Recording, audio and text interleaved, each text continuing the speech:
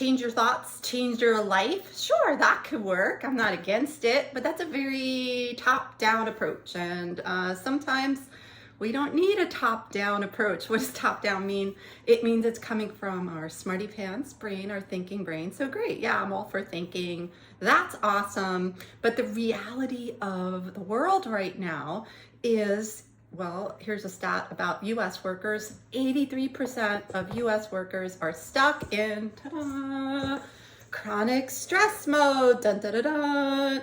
And so what that means for your smarty pants brain is, well, we're not getting a lot of oxygen whatsoever. So now state precedes story, right? Like, so your physiological state, all this stuff is affecting your whole body. So your brain's not getting the oxygen, your digestive system, immune system, reproductive system, all dialed way, way, way down because this is meant for immediate survival. You're not meant to be stuck here. And when people get stuck here, what we see is physical and cognitive decline and a whole array of other harmful things that happen to your body, from the full body level to the system level, subsystem, even the cellular level, subcellular level. Oh my God, even those what they call microorganelles or everything is getting harmed. So yeah, if you want to say change your thoughts, change your life, but what kind of thoughts are you even having available to you when you're stuck in this yellow mode, right? So that's why the thoughts that we have are like disjointed, disorganized, or maybe like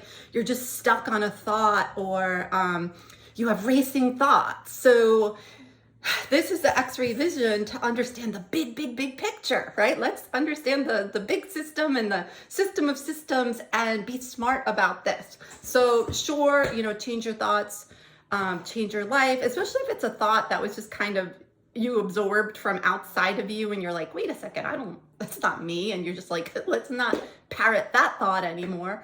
That's wonderful. A thought to remind yourself to be curious and compassionate with yourself. That'll start evoking feelings in your body, because what the good thoughts do, if you want to try to think your way out of your physiology, I'm not sure how far you'll get, but just remembering that you're in this state here. But if you're going to get here, this is a whole embodied way of being, right? Like, so you're going to, let's say I'm like stressed out because someone just cut me off in traffic, and if I'm like, oh, remember the time you saw that waterfall and it was so beautiful, I'm feeling that, right? Like, so it's not even the thought that's changing my physiology, even though maybe it knocked me a little nudge over to think about something else. So I'm not totally against thinking and top-down methods, but the bottom-up way is really the shortcut. So having this X-ray vision of what's going on in my body, and then also the other X-ray vision is personality parts. My favorite documentation of multiplicity of mind, the fancy way of saying that we have multiple personality parts, is IFS, internal family systems. There are other models out there, but now let's say we are in yellow. What personality parts are there? This is, the part that I get. It's a Frady part. You usually got the mobilized for action, fight, flight, or fight or flight on hold, which is a type of freeze, right? But all revved up. So, right, that's affecting your thinking, because the idea is immediate survival. We don't need that smarty pants brain. We just need to get out of this situation. So if you're here and you're saying, oh, I shouldn't be thinking that this sucks or this is scary or whatever, and now you're doing is inviting another part to the table to be like in that same yellow mode, like, that's a stupid thought. You shouldn't be thinking that. Change your thoughts. Change your life, right? Are you really changing your physiology? No, right? So the bottom up idea is to like understand your physiology, understand that there are so many pieces of data out there, and behind the scenes, your whole entire body, including your brain, is scanning for cues of threat and safety, and then throwing you into one of these physiological states, and most people happen to be stuck in yellow. A lot of people are also in red, like that complete hopelessness, shutdown, despair, numbness. And so, sure, we can move through different states, but where's your home base? Most people are here, okay? So we have to think in today's day and age holistically, right? Not just have this whack-a-mole game of like, this thought I don't like, let's bang that one down and let's bang it down, but we're still stuck in yellow. That's not really healthy. Okay, so we have all this data around us, and our nervous system, the whole body system is working together in a coordinated way to assess for threat, assess for cues of safety, and then plop us into one of these states. So I grabbed this book on my way over here when I grabbed my toys. Strangers to Ourselves, Discovered the Adaptive Unconscious, Timothy D. Wilson. And so he wrote about how at any given second, there are 11 million, pieces of information out there that our subconscious is assessing, but only 40 pieces of that information can make it to our mind's eye, right? So that's why, sure, top down could be really helpful, but you're missing out on what is 40 million minus 11, right? And so what helped me a lot was actually also a bottom-up approach, because we can, everything affects everything. I don't even want to say it goes both ways, because it goes many ways. So I don't want to just say, oh, it's always ever bottom up or it's always ever top down. It goes all ways, and then we get hormones, and then we get sleep deprivation, and so it's not even this way and that way. It's all these systems. So we have to think holistically. Okay, so but what helped me get out of ever stressed mode, which was like the yellow here, I probably got out of ever stressed mode and got into complete burnout mode, or maybe I was in here where your body is like feels revved up, but your brain is like there's nothing. So you're wired, but you're exhausted at the same time. So anyway, I realized I have to get out of this. So what helped me a lot was Dr. Barbara Fredrickson's book, Positivity. Now, this is neuropositivity. We're not faking anything over here ever.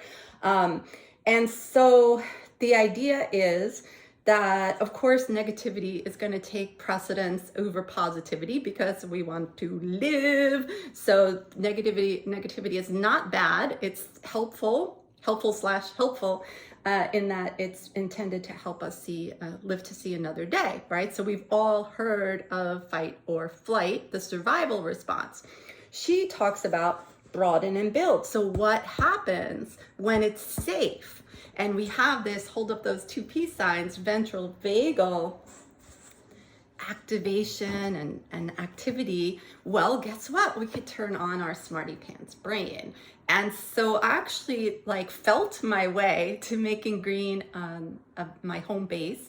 And what happens is, like we said, there's all those cues going on in the background, all those 40 million pieces of information. There's probably more. This book is old, and they probably discovered that there's even more than 40 million at any given moment, because that was just through the five main senses that estimate was for. And so I told my brain, so it's not even just thinking, right? So like I said, I'm not against using your thinking brain at all. But I told the bodyguard the bouncer in my brain, which is the reticular activating system, the RAS, that I wanted to see more of the triggers of positivity for me, right? So we have those triggers that make us go straight to Yellowville, and we could also have triggers that help give us at least micro moments of green. And then over time, your physiology shifts to now my home base is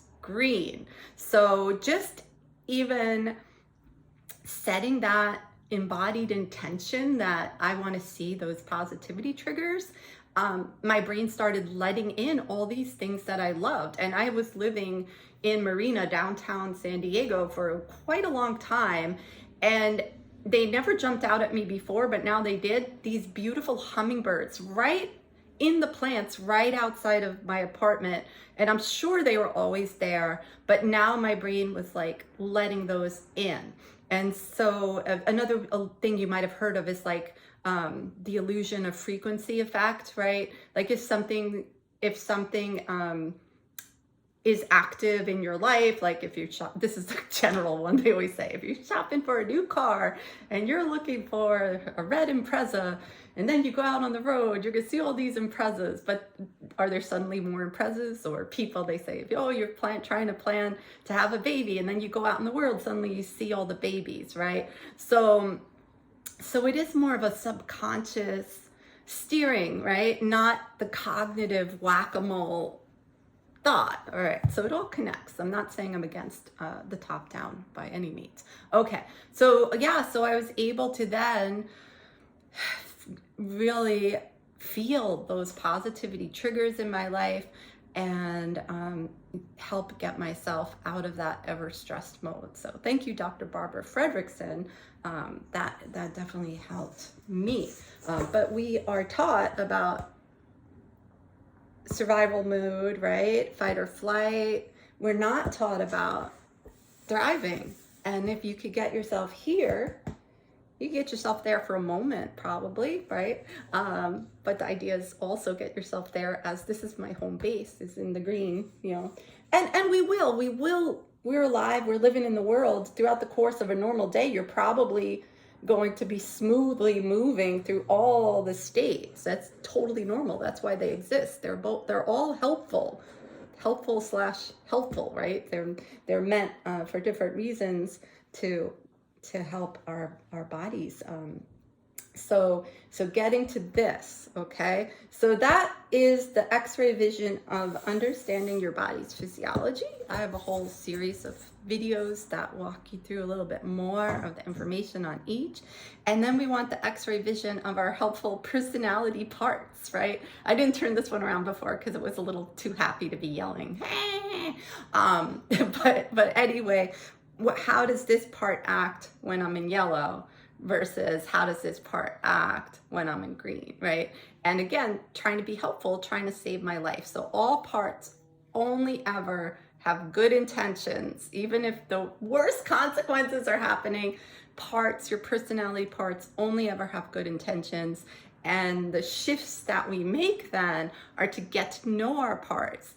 And to, if you go beyond, I use this stuff in like corporate environments, right? Within my scope of practice, I always say I work with derailers, not disorders. So we talk about personality parts in the disco. So we updated classic disc to incorporate modern neuroscience and research from psychology and trauma-informed lenses and neurodiversity affirming, inclusive language, the whole thing. And so that's my lane. But IFS is the real legit deal. So IFS is internal family systems, and that will give you information, and even searching on your favorite search engine and finding out about IFS, you'll get really far. Lots of people blog about it. Make sure you're reading from someone who is certified, so I'm not. And then also there are great books out there, affordable, so different levels of access. So IFS is fantastic, super X-ray vision for you to understand your internal family and also what's going on in other people's systems and what parts are popping up for them.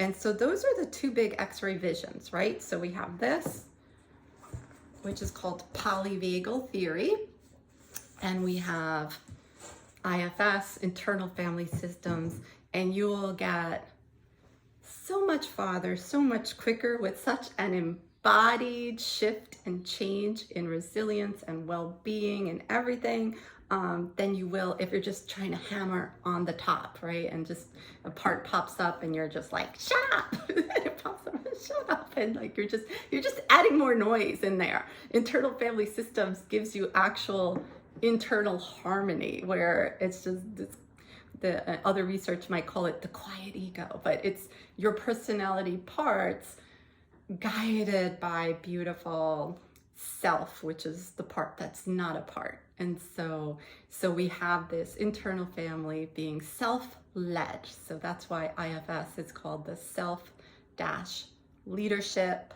I think it's self-leadership.org, but it's the Self-Leadership Institute. And so it's a very beautiful thing. And then that's where you show up just feeling really great, you know, and you're more in green. And there's, instead of loud yelling, clamoring inner team, you get this more harmonious inner team. So we're not ever banishing our parts. We're understanding them, and if they're carrying, IFS calls it a burden, we help them with permission of the whole system to let go of that burden. Or what other role, you know, why do you have this role? What are you afraid will happen if you stop this role? And a lot of times, and again, this is beyond what I would do in corporate, but understanding that like one part might fly in as a protector because there's another scared younger part that's kind of exiled away in a dungeon and carries a lot of pain, right? So if there's trauma associated with a diagnosable disorder, etc., like I'm not touching that in a workplace. I'm there to support, not treat. But I could help, you know, direct this person to the EAP or the HR or whatever resources, right? So anyway, so that's a whole different conversation about scopes of practice. But understanding that, with IFS calls that a firefighter kind of swooping in to put out the fire. So binge eating, binge watching TV, binge shopping is firefighter activities, but also the alcoholic part, the suicidal ideation part, all of that is a means to try to keep the pain down in the system, right? So you start to appreciate these parts and their helpful intent, whether you're looking at it more on the level of just relating to our parts, which is what I help people to do, or are we a therapist and we're helping people to actually unburden and, you know, in that safe space with someone who's trained to do this, okay? So hopefully you get the sense that it's not even such a black and white. There's probably white to gray area of like where you would work with this if you're working with people as a leader or manager, etc. But the best summary I could say is like you're there to help them, to support them. So first we educate them and make them aware, right? Because not a lot of people know about personality parts, whether you're talking IFS or whatever, right? And then it makes so much sense, right? And not a lot of people know, but then this clicks for everybody. Like, wow, you know, I get all these headaches and we're trying to have start a family and it's just not working, and or I have digestive issues all the time and my brain is scattered and I have all these racing thoughts and anxious thoughts and blah, blah, blah, blah, blah. It affects you across everything. So this is a very long video, but I wanted to just share this because I just see so much of the top down, and especially now when we know people are in that ever stressed mode of yellow or worse, that the top down, if you try a little gentle cognitive reframe, if that doesn't work after a few tries, then try a bottom up, a more holistic approach. And if you suspect that you have a mental disorder, or if you have, you know, any thoughts of self-harm or harm to others, then go to a qualified medical professional immediately, right? So we want to have this heart and be trauma informed as we share these things. Like, I just want to share this as awareness and education and entertainment. I am not here to treat anyone with conditions involving mental health issues, okay? So let me know what you think. Polyvagal theory, IFS, or if you want disco, we'll talk personality parts in the traditional, more than 100-year-old model of disc, what was a classic, now updated with a few little tweaks to reflect what we know about this biological spacesuit. Take care.